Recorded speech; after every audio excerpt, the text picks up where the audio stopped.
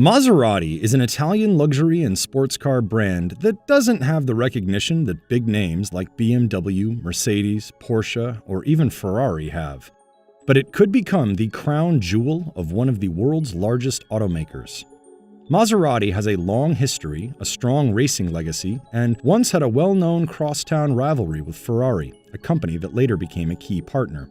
For decades, it was owned by Fiat Group, which later became Fiat Chrysler. Maserati gave it a presence in premium and luxury segments. But they struggled in recent years, with falling sales and concerns among analysts that Fiat Chrysler did not make needed investments to update Maserati's product lineup. Now that Fiat Chrysler has merged with France's Group PSA to form Stellantis, there is speculation over which brands in the stable will survive and succeed.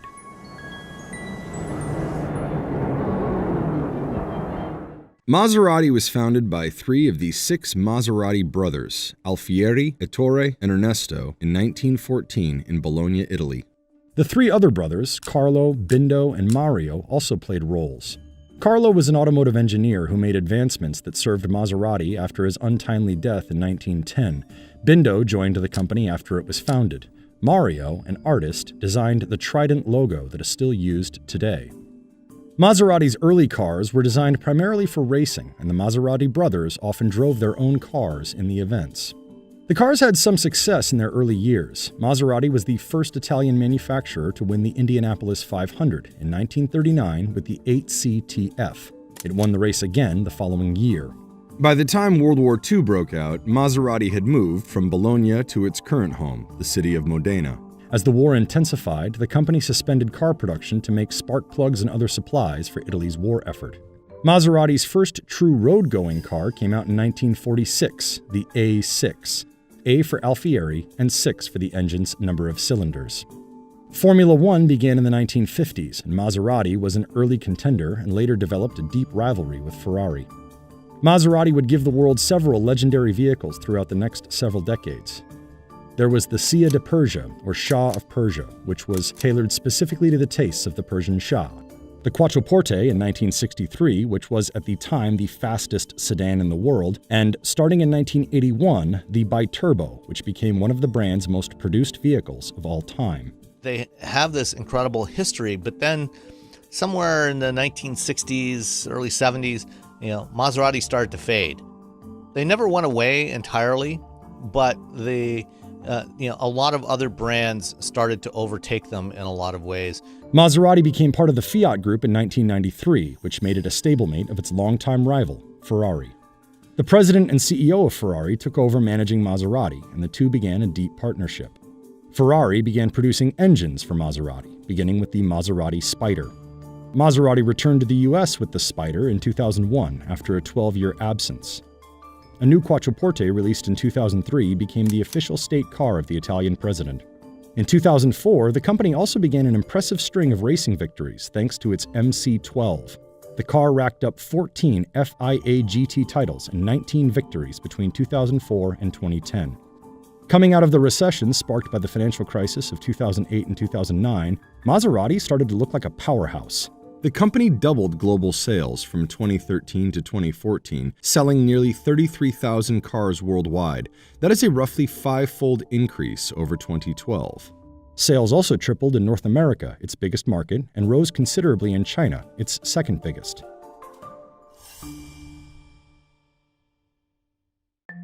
But in recent years, Maserati has struggled. It's not real clear what Maserati in 2021 is really supposed to represent anymore.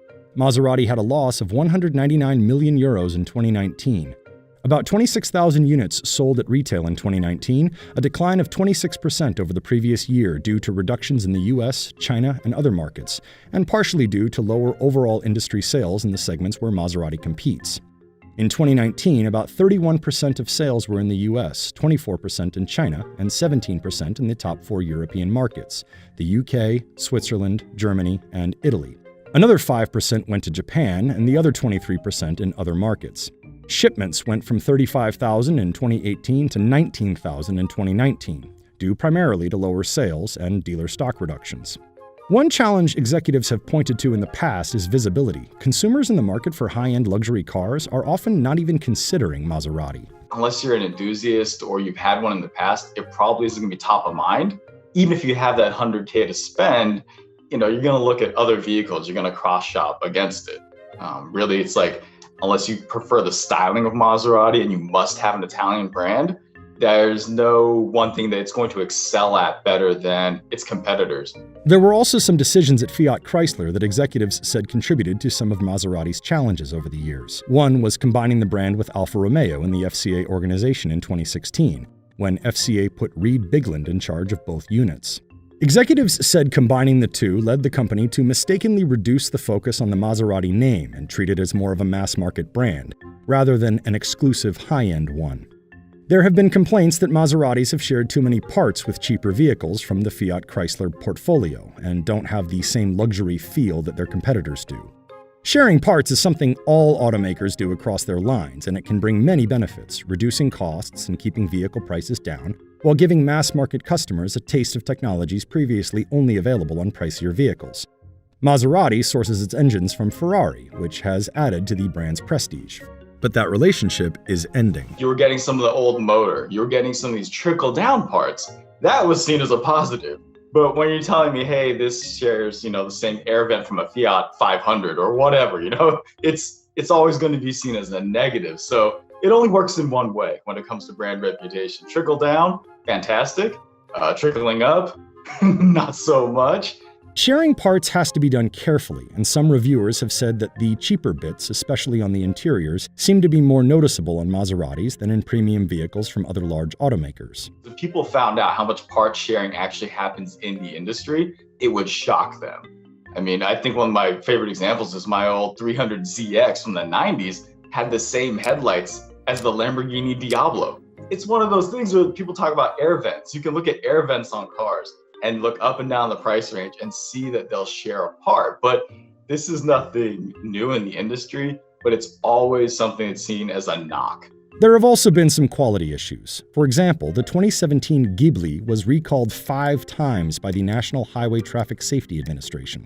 Maserati told CNBC that all manufacturers face recall campaigns.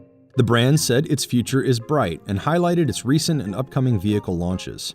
Finally, some industry analysts say the brand has not been as disciplined about freshening its lineup as others. People want something new every, year, 2, 3 years at the most. But if you look at a lot of these designs, they're stale. Quattroporte hasn't been around for God knows how long in that same basic format. It's had iterations that are different. Ghibli, I don't think, has had any really major revisions ever since. But I think for the consumer base that can afford that vehicle type, they don't want a 5 or 6 year old looking design.